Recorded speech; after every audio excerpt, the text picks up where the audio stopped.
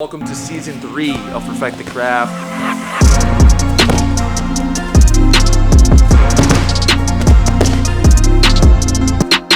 We're going to go over 5 different Kesa-Gatame escapes that you can incorporate to start working on your pin escape game. Okay, it looks like this.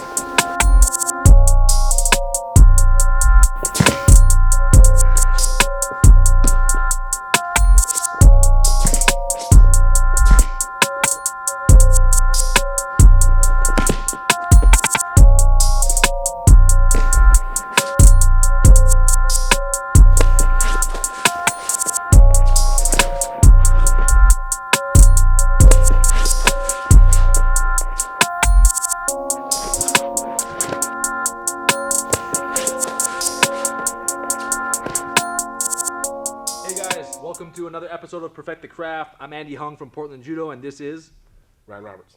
Sensei Ryan, okay? And we're going to go over 5 different Kesa-Gatame escapes that you can incorporate to start working on your pin escape game, okay? It looks like this.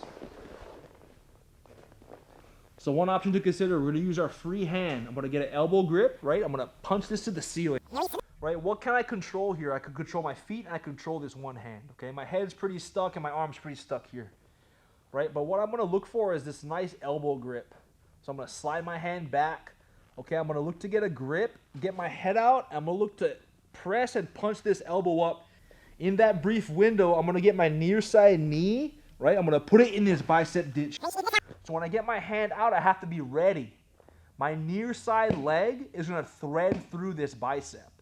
So once I punch this elbow up, I'm going to get my knee through here. Right, in that brief second, right before he could recover this arm, I get my knee through. Now from here, you're gonna really feel this nice pendulum. I'm gonna drive my knee through and up, and we could actually just switch and get to Kesa-Gatame here.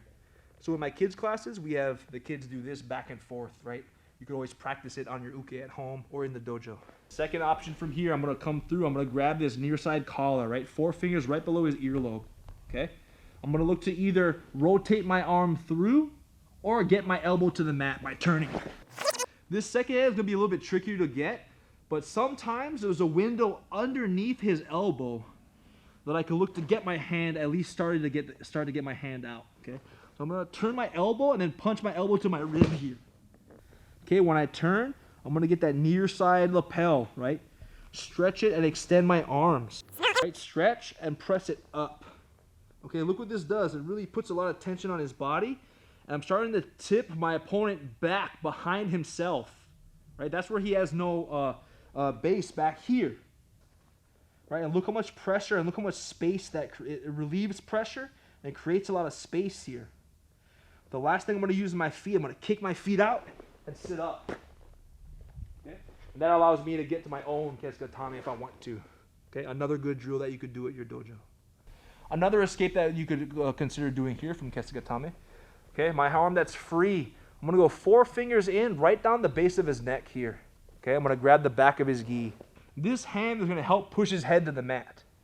Okay, I'm also going to use my trapped hand to try and get his forehead up to the mat. So both my hands are going. Now what I'm going to try and do is I'm going to try and get his forehead to touch the mat. Not only from this hand, but my underhook hand too. My hand that's trapped, okay? Both of my hands are going to come up. I'm going to try and get his head to touch the mat. Okay? So as my hands explode, I'm going to turn my feet. My belt knot's going to go to the mat, right? Towards him. Okay? As I do that, I'm going to try and get my belt knot to face the small of his back. So when I rotate through, I'm going to punch my elbow out and extend my hand. Okay? If possible, you can come all the way out and look to escape. For this bear hug escape, it's important that we utilize our forearm bone on our trapped arm. So I want my thumb to basically cut into his lowest part of his rib, okay? We're going to use this to manipulate his body. So my thumb digs in. I'm going to turn and reach, right? We don't want to just grab our hands. I'm going to grab the far side of my wrist here, right? So my thumb goes down and I want to squeeze him in the rib. Now my hands are going to come through. I'm not just going to lock my hands together. I'm going to grab the backside of my wrist, right? And this allows me to keep my forearm bone sharp into his rib. Okay, it should be uncomfortable. So I'm not just grabbing my hands. I want you to come through and really make it tight. Your pinky should scoop into your wrist. Okay, and I want to squeeze them nice and tight like a bear hug. Okay, my heels go close to my butt, and I want to roll my opponent at an 11 o'clock angle.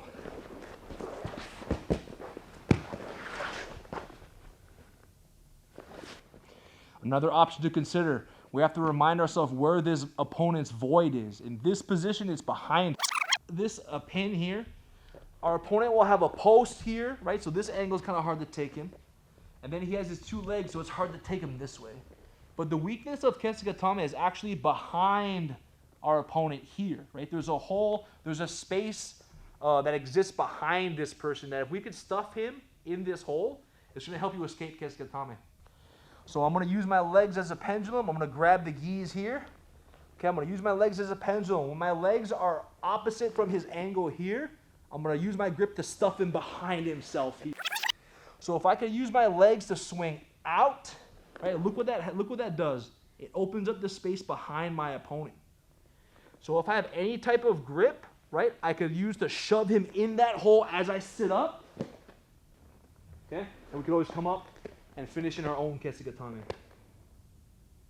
Hey, we just want to give you some options next time you find yourself getting pinned in Kesa-Gatame. Pick one or two of them and really drill it at your dojo. Definitely subscribe to the channel down below. And if you like the content, follow us on Instagram at dojooutfitters. Mahalo.